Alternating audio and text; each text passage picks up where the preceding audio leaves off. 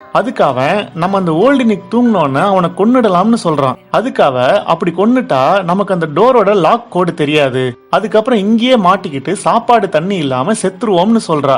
இப்ப தன்னோட பையனை எப்படியாவது அங்கிருந்து தப்பிக்க வைக்கணும்னு நம்ம ஹீரோயின் ஒரு ஐடியா பண்றா. அதாவது அவன் உடம்புல அளவுக்கு அதிகமா ஹீட்டை உருவாக்கி அவனுக்கு செயற்கையா காய்ச்சலை உருவாக்கணும். அப்படி பண்ணா உனக்கு காய்ச்சல்னு அந்த ஓல்டு நிக் ஹாஸ்பிட்டலுக்கு கூட்டிட்டு போவான். ஆனா நீ ஹாஸ்பிட்டலுக்குள்ள போனோன்னு ஹெல்ப் ஹெல்ப்னு கத்துன்னு சொல்லி கொடுத்து அந்த சின்ன பையனை ரெடி பண்றா. இப்ப ஜாக்குக்கு செயற்கையா காய்ச்சலை உருவாக்குறா.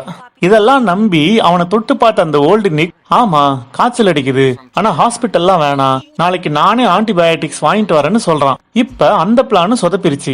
அடுத்து நம்ம ஹீரோயின் இன்னொரு ரிஸ்கான முடிவு எடுக்கிறா.